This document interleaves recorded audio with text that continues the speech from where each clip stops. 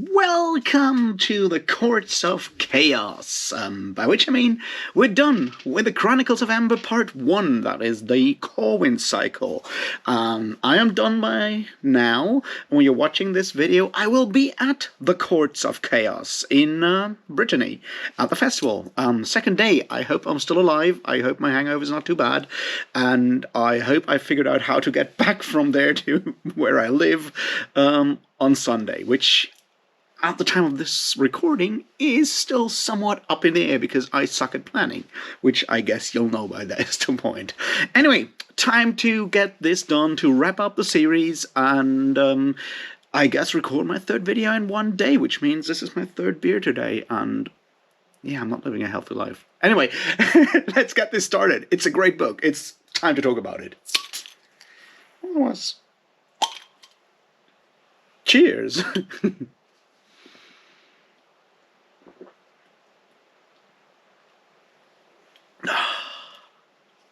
All right, let's do this. So, The Courts of Chaos is the final one in Corwin's saga, which does a number of things that I think are very interesting to look at and pretty fascinating.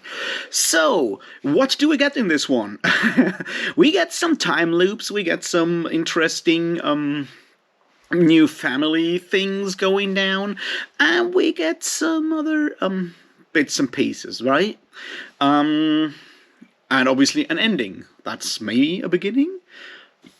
Stuff like that. So basically, the largest part of this book is taken up by Corwin's travels to the Courts of Chaos. Partly with the Jewel of Judgment, partly without it. Overcoming several obstacles and stuff. In that regard, it has an almost fairy tale kind of quality, and in fact I think we can make that assumption that the final story, like overall the Chronicles of Amber, do have a very specific fairy tale structure to it as well, but we talk about that at some point. So Corwin makes his way there. He has decided that he doesn't want to be King of Amber, and Bran steals the Jewel of Judgment at some point after Corwin has created a new pattern. And Corwin, and at the end of the day, the unicorn shows up and gives the Jewel of Judgment to Random. And then Corwin talks to his son, tells him the story of how he came there, which is our frame narrative that we got here, and then he walks into the Courts of Chaos, and we'll see what happens at those courts. Maybe. I mean, no, we don't. But, you know, that's sort of what we have to deal with here, and there's obviously a lot to talk about, and I hope if you made it this far, you have read the final book of this, first arc at least. I hope you enjoyed it as much as I did on my reread now. And, yeah, I guess we'll talk about part 2, that is, the Merlin cycle, possibly next week. I just don't know when I'll be able to upload videos again, because I'll be, as I said, I'll be traveling from Sunday to Monday, I guess, home, and I have no idea how that will look. So, let's get to things. First of all, the interesting time loop thing is just like happens where we see the scene where Corwin cuts off Benedict's arm. That we, seen in the mirror, like in Tir na Nocht, which is a really cool name, by the way, has seen that, from like the final previous one from the Hand of Oberon, was apparently an event from the future to send back that arm back in time for whatever reasons. Point is, we know for the reason to let Benedict defeat Bran in that situation. However, at this point we know that things need to happen to solve, defeat the threat of the Courts of Chaos to Amber, and possibly also to deal with Bran once and for all. Obviously, the idea is to fix the pattern, and then we'll see what happens afterwards. And there's a bunch of interesting things here that, once again, go about like family. I'll talk about that first, and then I'll talk about the structure, and then we'll go see where this goes. So, the point is that the pattern of amber, which was inscribed by, I guess, Dworkin or Oberon, under Dworkin's guidance, has to be fixed by Oberon and not by Corwin, who kind of volunteers, sort of, almost. And there is something in this, right? I mean, when we look at like most of the things happening in these books, they are generational problems. It's all built in that family that came out of chaos, and thus the pattern that has been broken, it has been broken because of those familial issues, those generational issues, in a way, if you want to look at it like on that more psychological or psychoanalytical level. That is important because, once again, Freud gets mentioned. Freud gets mentioned all the bloody time in these books. So it has to be the father who has to do some fixing here. He unfortunately passes away during that, but I guess he still manages to save it. You know, it kind of remains open, but it seems Amber is still existent at the end, so I guess he kind of managed to do it by possibly sacrificing his life.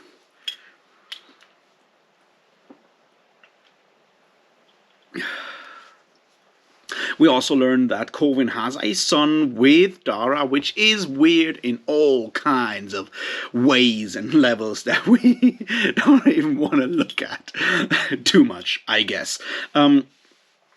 Because there's a lot of like psychological nuance here that is not always nice to behold. However, what we mostly see in this book is Corwin's trip towards the courts of chaos, and that one follows a typical like hero's quest, like in a fairy tale, when you have to overcome several obstacles. You encounter weird people and whatnot, and you have to do all these things that will prevent you from reaching your goal.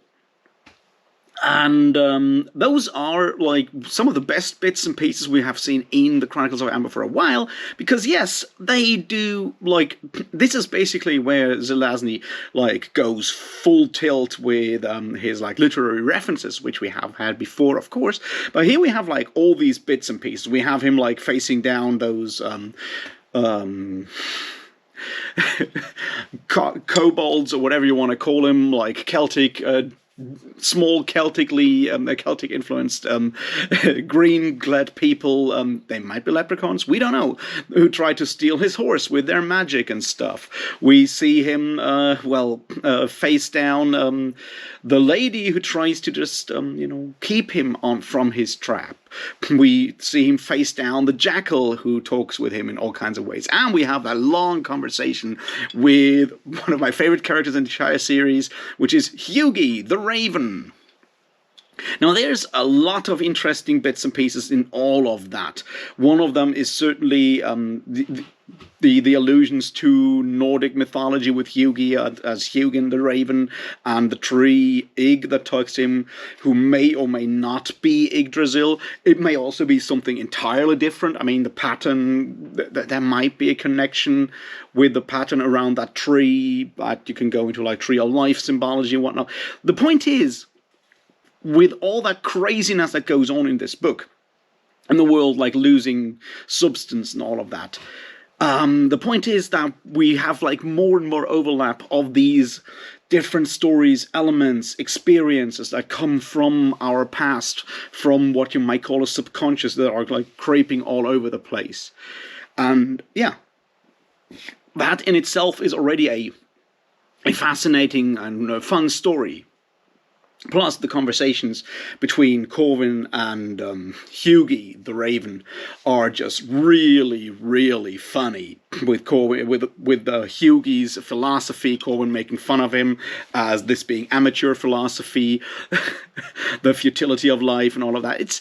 There is a lot of interesting philosophical debate in there, but the level on which Zelazny makes fun of it is just, great.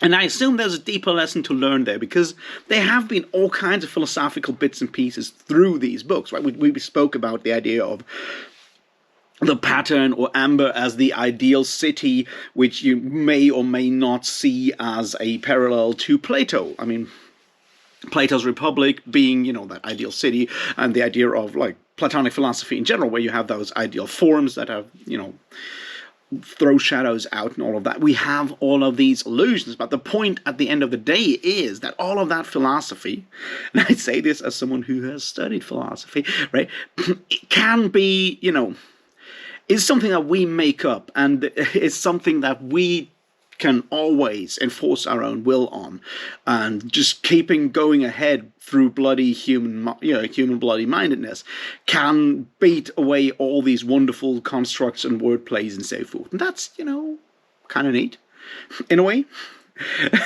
Plus that end when when he just like kills Hughie the Raven and eats him is just like, wow, that was a fun scene in a lot of ways.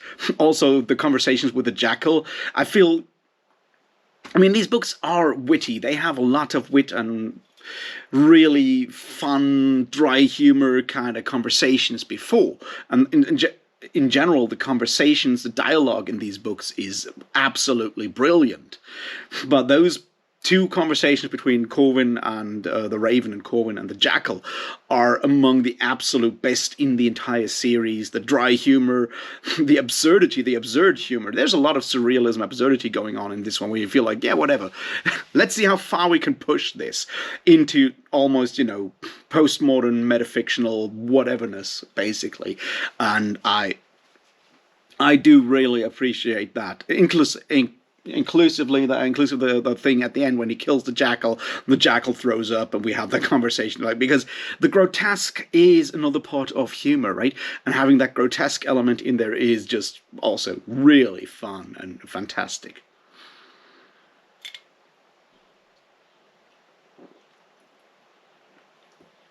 But wait, there's more, isn't there? Of course there is. Now there's another thing that I wanted to look at, and that is Corwin inscribing his own pattern. I think this is very much where we come back to that idea of artists creating worlds, creating universes, and so forth, because we have that whole part when he walks with the jewel and creates his own pattern, of which a new reality will probably just split off or whatever, and we have him put into it all his experiences, the things that he liked in life. There's like all these references to Paris in this one, a city that I will be passing through tomorrow morning, in the early morning. Don't ask. Point is, we have all of that make up basically who we are, and this is, I think, at the end of the day, what we learn through these books is like the people we are like made up by all our experiences, by our connections to our families, friends, and so forth. And there's a large part in here that kind of shows that for Corwin, his family much more are the people that he met over his travel. People like, Lorraine, people like is Phil, whatever, Roth, the guy whom we, his lawyer friend back on Shadow Earth, all of these people that he has met before. That's basically who make up these experiences, make Corwin the person. And when he creates his own piece of art, his own world, basically, that's what he pours into it. And that's obviously a reflection on, how artists create art, because what artists put into art is, once again, their experiences, their personality, and so forth. So having all of that in that one scene when he walks his own pattern is, I feel, a very, very powerful scene. The way it is written and the symbolism that is behind it, I really, really appreciate that.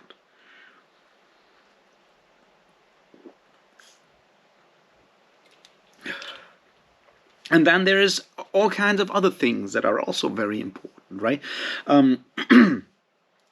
One of them, I guess, is the rather snide approach to chivalry, which I really love, right?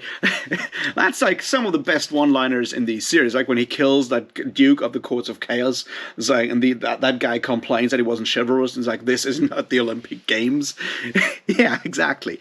And I think that's part of, I would put this into a category of like where you look at people writing books or fantasy that have had personal experience or like historical, through their families' experience with actual violence and brutality, because it is far too easy, especially in the field of fantasy, right, to fall back to these forms of chivalry, glory, honor, all these wonderful terms that we have out there that have, like, for whatever reason, been molded into something really weird, because, chivalry all the way back in Mallory's time was very different indeed.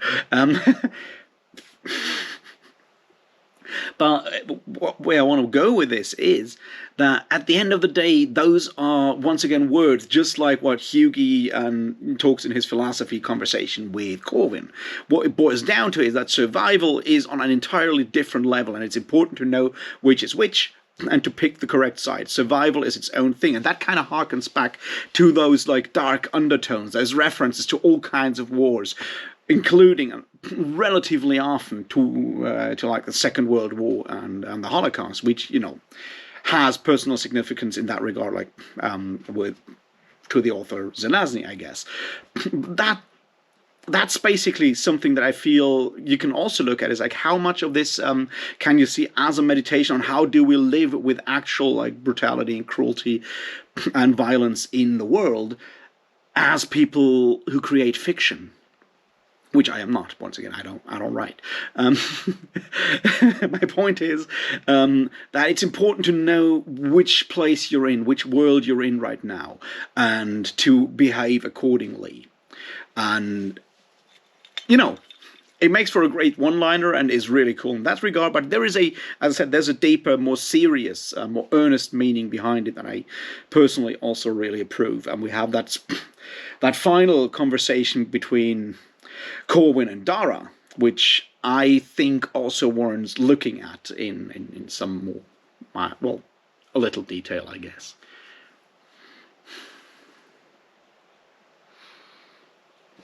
And that's kind of uncomfortable, I guess, in a lot of ways, because we do have something of an explicit Lolita reference there near the end, when he quotes like the ending of the Lolita novel in French. And I'm not going to repeat that because my French is atrocious, and it's one of the final sentences from Lolita, the novel, that Corwin quotes when he is reminiscing about the people he met along the way of these last couple of pages, like a couple of novels basically, and he addresses that to Dara, the princess of chaos. And there's an interesting point, because she doesn't understand that thing of like honor and whatnot, and nobility, that he just like forgot and just went and killed what's his name, the Duke of Chaos, her fencing master, right? For her, it was still all a game, because she is extremely privileged in that regard. I think that's like another thing that Corwin has learned through his part in Shadow Worlds and so forth, and that some of the others at the beginning of the novel, not even Corwin is aware of that. It's like, not everything is a game. Yes, he fights these games for the crown of Amber with his family, not his friends, like maneuvering, competition, all of these things according to specific rules. And once you've figured out that sometimes there are no rules, or the only rule is survival, and that can take all kinds of forms. It doesn't have to be violence and war. It can also be on like a more psychological level, right? Once you have reached that point,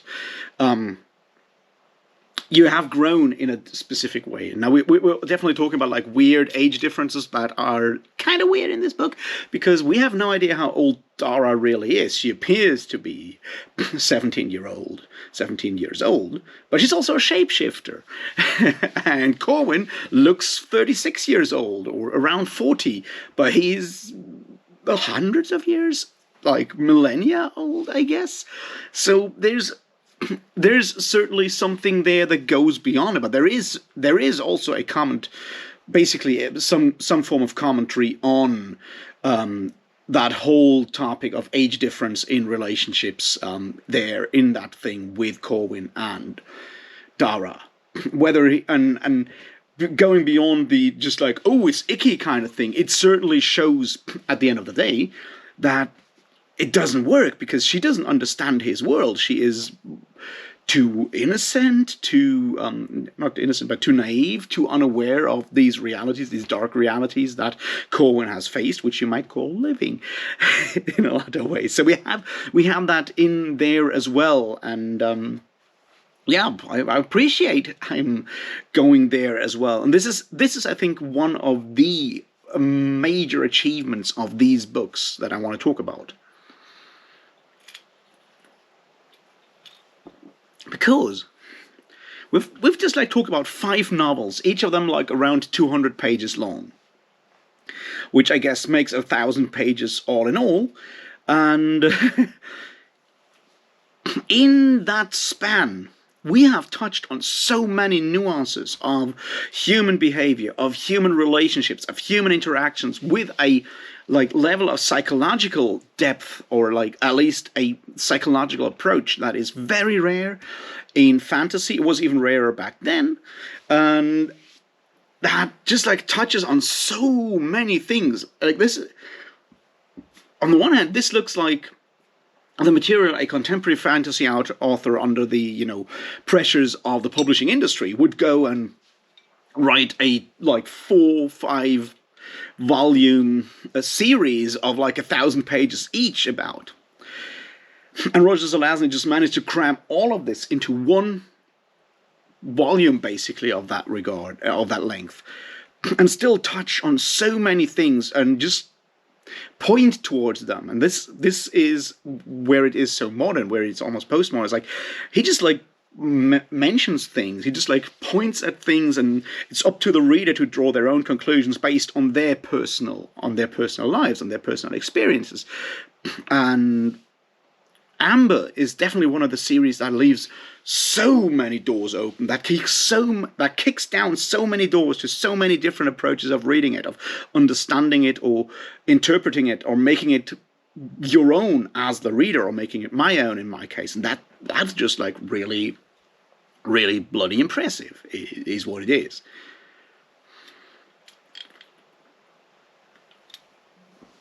And then there is, of course, what I really appreciate about this one, and I'll use it to jump back to The Hand of Oberon, because I forgot to mention it there. The self-insert of Roger Zelazny, which is ridiculously funny. Right in The Hand of Oberon, at some point, Corwin talks to a guardsman called Roger, who's smoking a pipe, and tells him that he's writing a psychological romance with elements of horror in it. And Corwin's like, I might go and read it at some point. And that's a really funny insert, like author insert. I know there's other authors who have like written themselves into their own stories, have their characters meet themselves and so forth. Stephen King is certainly one of these people. But I love this one because it's so playful. And this final novel, as well as like all these bits and pieces of referencing of Shakespeare, of all kinds of other writers, painters, artists, bits and pieces, a lot of this feels extremely playful. And I wish we had more authors who do that kind of thing. It's almost like Terry Pratchett on that level, right? When you have like people, the idea of like, we have the entire sphere of human creation, and we can just like pick and choose and toy with it, because it's all there for us to do exactly that. We can take all these aspects of human nature, of human creation, of art, of culture. We can take all of that and play with it just like the people of Amber play with shadow. That's our prerogative as creative people, and readers are just as creative as writers are. That's like a really important aspect here, and I love that so much, and I do really appreciate that playfulness. Like Jackal, who's like, I'm a fan of of the courts and chaos, of the chaos and amber nobility. It's just like wonderful. And he talks like about that he had a too Jackal-centric worldview. I mean, that's like, sorry, it just really makes me laugh, makes me happy to read that freedom of, like, yeah, there's a certain level of freedom there, right? Because this is like a very serious end to the story in a lot of ways. And there's still room for humor. There's still room for all kinds of pranks and ridiculous bits and pieces in there, even at that end. And I do really appreciate that. Now let's talk about like a bunch of final things here before we wrap this up. Who's the hero of the story? Is it Corwin? No, it may just be random, and I like that approach, and I want to look at what I'll try to explain what I mean with that. Now, Random ends up being king of Amber, which is really cool, and we've learned that Random has grown over time and all of these things. That's pretty cool, but it's still Corwin who tells the story. He tells it as a frame narrative to his son Merlin at the edge of the courts of chaos while Random is saving the world. And there's something really interesting in there. First of all, it's like, it's a nice structure for a novel, especially since we know that the next 5 novels are told from Merlin's perspective. How will those two sets interact with each other? Good question. We'll find out when I talk about those other books. Possibly next week. But the other part here is the fairy tale structure that I wanted to talk about here again, because what we have is one of the classic fairy tale structures, right? Which is like you have the 3 princes that all set out on a task, and it's the youngest who succeeds. Now, the oldest one, I guess, is Eric. And he fails and dies at the end of Guns of Avalon. The second prince is Corwin, but he also fails. Bran steals the jewel, and Corwin doesn't get it. He also realizes, and this is, I guess, the difference, he realizes that he doesn't even want the throne of Amber. And the youngest one, in this case Random, and it's made clear that he was, tormented by his elder brothers and all of that. He went what you might call the compassionate route, after all, to become, and he gets it all. He wins it all. He wins the princess, Vial, and he gets the crown of Amber at the end of it all, because he's gone the compassionate route, so to speak. And I love that like you read the entire thing, and at the end you can realize it's a fairy tale, and it's told by the middle brother, not by the eldest, not by the youngest, who actually is the one who ends up being king of it all, who wins it all. I do really appreciate that form of structure in there, and I feel, yeah, that's a neat trick there. I mean, really good.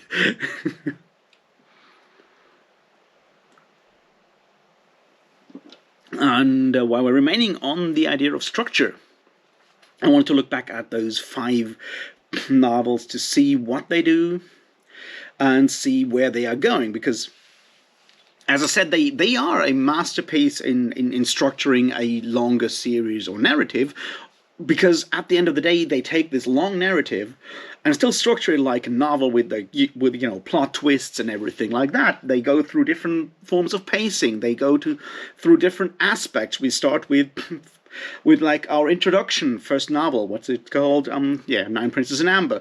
Corwin finding out who he really is, finding out what his goal seems to be, failing at it, we start and doing something terrible, which is another like classic of a fantasy story, like our hero making a big mistake at the beginning and spending the next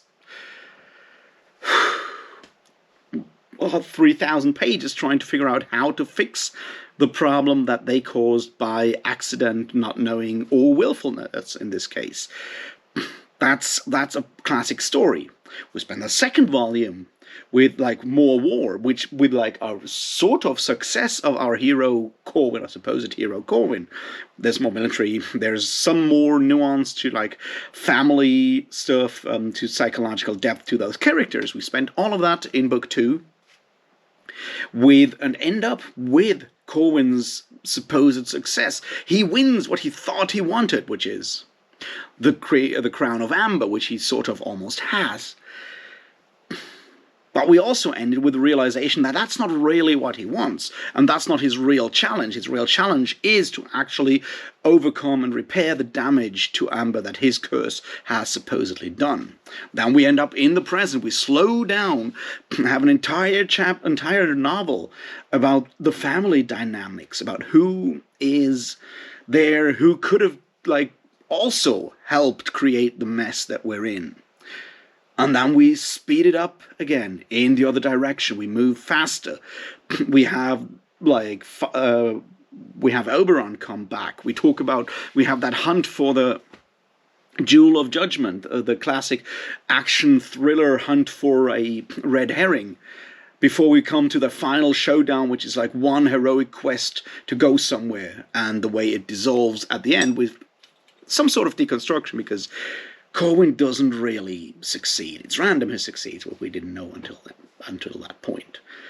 And that's just like a masterclass in how to write a story arc. It's like, you do something like that, you're a master author.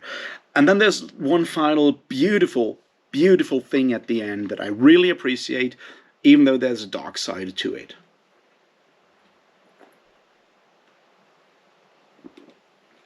And that is the end when Corwin reflects about his entire family, tries to make peace with his family members, tries to understand them. There's the sort of forgiveness for Eric when he realizes how equal they were, how similar they were. There's all of that, and that's just like beautiful for an ending, to have someone reflect on all those petty problems that we had throughout these stories, and realize that so much of that was really wrong, stupid, and like bring forgiveness to the table. Plus, and this is the dark side, there is sometimes no forgiveness for some people and some things they do. And you can read that back into all kinds of allegories. But Brand tried to destroy the world, tried to make the world in his image because he is evil, and well, he calls it mad, and he tries to add psychological depth to it. But this I feel is important, and you can probably go and read this as some sort of allegory for things that have been mentioned before, Holocaust and stuff, right? Because at the end of the day, it's Brand's actions that led there. It's not the question like why Brand became the person he became. It's what he tries to do and what he wants to do, and that makes him evil. And in that case, sometimes, yeah, there's no forgiveness for that. For pure evil, there's never any forgiveness. And unfortunately, at that point, psychology doesn't help us either. I think that's a harsh stance to take, but it's an understandable stance to take depending on your personal experience, because forgiveness can be easy for those of us who are privileged and have never really been harmed in a brutal way. For those of us who have had direct suffering, forgiveness is a much more difficult thing, and sometimes it's not possible. And you know what? That's all right.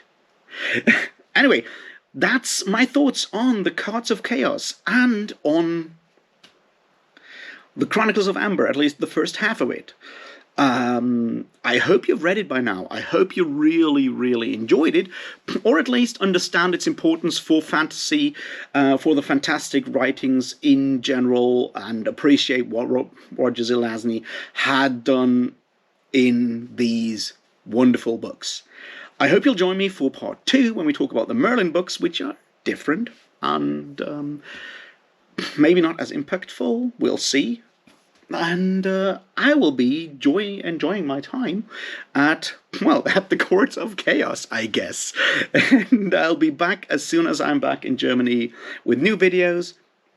Maybe I'll try to actually, take some pictures or whatever when I'm at the festival. And if I do so, I'll probably share them on Instagram or whatever. We'll find out about that. As I said, I have no plans. I'm an idiot, but you already know that. Thanks for watching anyway, and thanks to all those wonderful new subscribers that I gained through that wonderful collaboration I have with Dr. Philip Chase. Thank you, Doctor. It was a pleasure, and welcome you all here, if you've stuck with me already. Thanks. See you around. Cheers.